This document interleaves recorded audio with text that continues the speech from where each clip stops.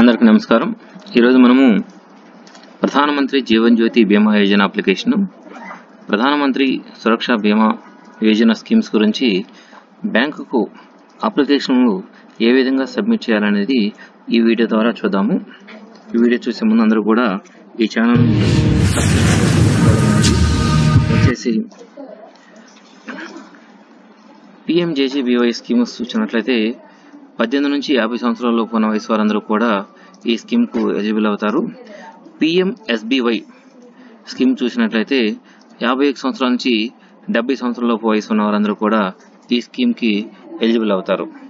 PMJJBY స్కీమ్కు మీరు application bank submit చేసేటప్పుడు తప్పనిసరిగా PMJJBY అప్లికేషన్తో పాటు PMSBY అప్లికేషన్ ఫామ్ను కూడా సబ్మిట్ చేయాలి. అంటే PMJJBY స్కీమ్నకు ఎవరైతే ఎలిజిబుల్ అయి ఉన్నారో వారికి PMSBY అప్లికేషన్ కూడా సబ్మిట్ చేసినట్లయితే 2 స్కీమ్స్ కింద వీరు కవర్ అవుతారు. కాబట్టి వీరికి తప్పనిసరిగా మీరు అప్లికేషన్ ఫామ్స్ను 2 అప్లికేషన్ ఫామ్ను PMJJBY స్కీమ్కి సబ్మిట్ చేయాలి. రెండవది PMSBY అప్లికేషన్ ఫామ్ చూసినట్లయితే 51 సంవత్సరాల నుంచి 70 సంవత్సరాల వయసులో ఉన్నవారు అర్హులు ఉంటారు.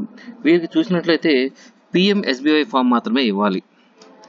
మీరు బ్యాంకులో అప్లికేషన్ సబ్మిట్ చేసేటప్పుడు అప్లికేషన్తో పాటుగా ఆధార్ కార్డు, బ్యాంక్ అకౌంట్ జిరాక్స్ను వారికి సబ్మిట్ చేయాలి. దాంతోపాటు బ్యాంకుకు సబ్మిట్ చేసేటప్పుడు ఈ గ్రామవార్డు సచివాలయం వార్డ్ వెల్ఫేర్ డెవలప్మెంట్ సెక్రటరీస్ లేదా వెల్ఫేర్ ఎడ్యుకేషనల్ అసిస్టెంట్స్ ఎవరైతే ఉన్నారో బ్యాంకులో మనము డేటా ఇచ్చేటప్పుడు ఎక్సెల్ నందు మీరు ఆ డేటా అంతా కూడా ఎంటర్ చేసుకుని ఆ ఎక్సెల్ షీట్ను వారికి సమర్పిస్తూ వారి దగ్గర నుంచి ఎక్సెల్ షీట్కి సంబంధించి అక్నాలెడ్జ్మెంట్ను మీరు తీసుకోవాల్సిందిగా కోరడమైనది. సచివాలయం వారిగా మీ అందరికి కూడా ఏ అప్లికేషన్స్ ఉన్నాయి ఏంటి అనేది మీ అందరికి కూడా డేటా ఇవ్వడం జరిగినది. ఆ అప్లికేషన్ మీ సచివాలయం పరిధిలో ఉన్న అప్లికేషన్స్ ఎన్ని బ్యాంకులకు ఎన్ని బ్రాంచ్లకు ఇవ్వాలో జాగ్రత్తగా చూసుకుని ఏ బ్యాంకుకు సంబంధించిన సమాచారము ఆ బ్యాంకు వారికి ఇవ్వాల్సిందిగా కోరడమైనది. అప్లికేషన్ పూర్తి చేసేటప్పుడు సర్వేలో ఏ అకౌంట్ వివరాలు అప్డేట్ చేశారో ఆ బ్యాంక్ అకౌంట్ వివరాలు మాత్రమే అప్లికేషన్లో వ్రాయవలను.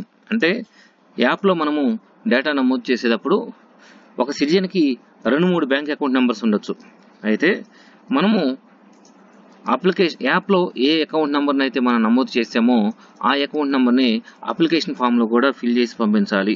ఒకవేళ తప్పుగా అప్లికేషన్ ఫామ్లో ఫిల్ చేసి పంపించినట్లయితే వారికి ప్రజెంట్ మీకు ఆన్లైన్లో సబ్మిట్ చేసిన అకౌంట్ నెంబర్కు గవర్నమెంట్ దగ్గర నుంచి డబ్బులు పడి ఉండవు. కాబట్టి వారికి ఒకవేళ ఏదైనా రిస్క్ జరిగినప్పుడు వారి అకౌంట్కు బీమా అనేది చెల్లించబడదు. కాబట్టి దయచేసి మీరు అప్లికేషన్లో ఏదైతే అకౌంట్ నెంబర్ ఇచ్చారో ఆ అకౌంట్ నెంబర్ని యాప్లో చేసిన అకౌంట్ నెంబర్ని ఈ అప్లికేషన్ ఫామ్లో కూడా ఫిల్ చేయవలసిందిగా కోరడమైనది. అకౌంట్ నెంబర్ మరియు ఆధార్ నెంబర్ను ఎంటర్ చేసేటప్పుడు తప్పులు లేకుండా జాగ్రత్తగా ఎంటర్ చేయాలి. ఎక్సెల్లో ఉన్న పేర్లు ఎదురుగా బ్యాంకుకు అప్లికేషన్ సబ్మిట్ చేశారా లేదనేది చూసుకుని మీ దగ్గర ఉన్న సమాచారం మొత్తాన్ని కూడా మీరు బ్యాంకుకు సబ్మిట్ చేయవలసిందిగా కోరడమైనది. మనకి ప్రధానమంత్రి ఈ స్కీమ్స్లో చూసినట్లయితే మరి ముఖ్యంగా మీరు అప్లికేషన్స్ బ్యాంకుకు పంపించేటప్పుడు ఎక్కడ కూడా తప్పులు లేకుండా పంపించవలసిందిగా కోరడమైనది. Thank you one and all.